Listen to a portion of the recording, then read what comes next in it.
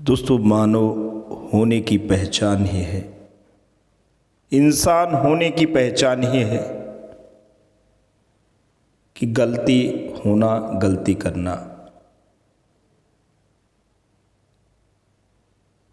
क्योंकि जिसने पूर्णत्व को प्राप्त कर लिया है, जिसने देवत्व को प्राप्त कर लिया है, वहाँ गलती की संभावना लेश मात्र भी नहीं। जीवन के पथ पे आगे बढ़ते हुए गलतियाँ करना इंसान का स्वभाव है, इंसान होने की निशानी है। तो क्या इसका मतलब यही है कि हम गलतियों को दोहराते रहें? जी नहीं दोस्तों, गलतियों को दोहराना नहीं, गलतियों से सीखना है, खुद का परिमार्जन करना है, आत्मशोधन करना है और सत्य के पथ पे निडर रहते हुए आगे बढ़ना है, ताकि हम उस पूर्णत्व को प्राप्त कर सकें जिस पूर्णत्व को प्राप्त करने के लिए ईश्वर ने हमें भेजा है। वो संभावनाएं, वो व्यक्तित्व की ऊंचाइयां, वो अस्तित्वगत गहराइयां हमारे आत्म तत्व के भीतर विद्यमान हैं। लेकिन हम समाज से घिरे हैं, रिश्तों की डोर हमारे चहुओं ओर व्याप्त है, और जब गुण के साथ दोष होना व्यक्ति होने की पहचान है, ज़रूरी नहीं कि कोई भी व्यक्ति जो हाड़ मांस का पुतला है उसके अंदर गुण ही गुण मौजूद हों, क्योंकि गुणों की पूर्णता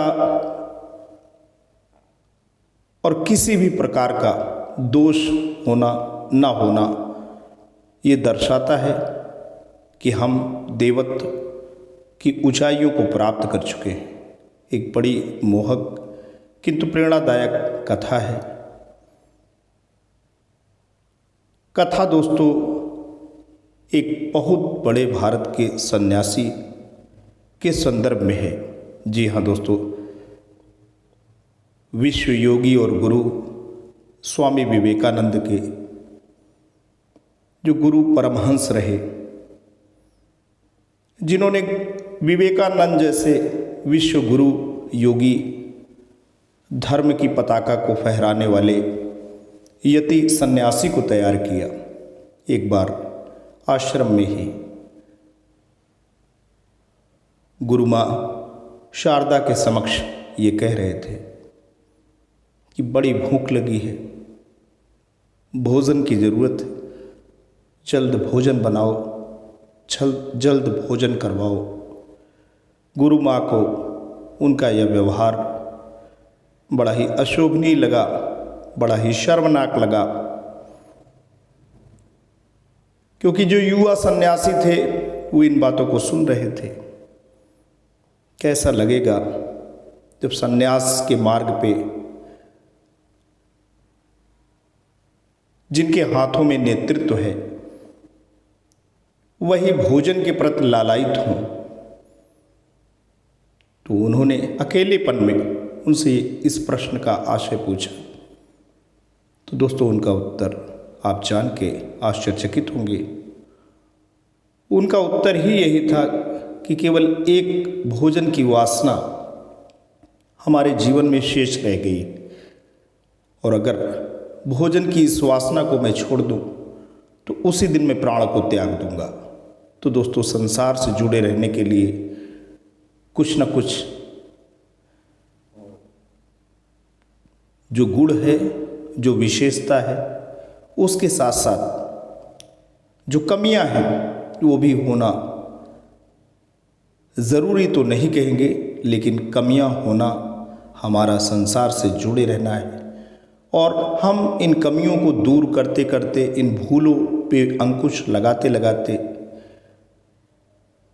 जो अपना सत्य का मार्ग है, जो अपना सत्य का पथ है, उसके अनुगामी बने और बुद्ध, ईसा, महावीर, परमहंस, विवेकानंद जैसे पद और गौरव को प्राप्त कर सकें। यही हमारा जीवन का उद्देश्य है। यही जीवन की शिक्षा है। आज कवि हृदय दर्पण के माध्यम से आपको जो जागरण गीत, जो कविता प्रस्तुत करने जा रहे हैं, उसका शीर्षक है पुर्जे की खराबी। आइए दोस्तों कविता का पाठ करते हैं। पुर्जे की खराबी। जब हर आदमी तुम्हारी बड़ाई कर रहा हो, तब तुम जरा होशियार हो जाओ।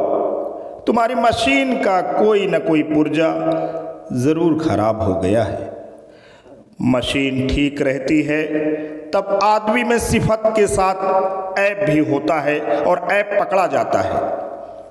अपना ऐब हमें खोलना भी चाहिए कि लोग हमें देवता न समझें। और अगर तुम में ऐब नहीं है तो जो लोग तुम्हें फूलों का हार देंगे वे ही ईसा और गांधी के समान तुम्हें गोली मार देंगे। जी हाँ दोस्तों, जो लोग तुम्हें फूलों का हार देंगे वही ईसा और गांधी के समान तुम्हें गोली मार देंगे।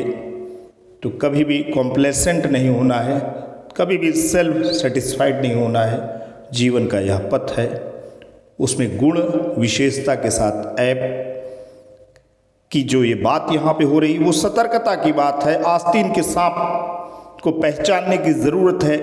अपने बीच में ऐसे लोगों को खोजने की ज़रूरत है, उनके प्रति सतर्क होने की ज़रूरत है जो षड्यंत्र कॉन्स्पिरेसी की भूमिका में रहते हैं।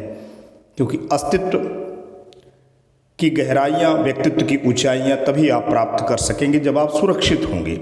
आज की जो कविता है यही संदेश देती है। आज के लिए इतना ही दोस्तों। अगर आप कवि हृदय दर्पण पे पहली बार विजिट कर रहे हैं तो कविता के इस चैनल को सब्सक्राइब करें। जल्द आपके समक्ष एक नई अजर अमर रचना के साथ पुनः हाजिर होंगे। तब तक के लिए जय हिंद, जय भारत।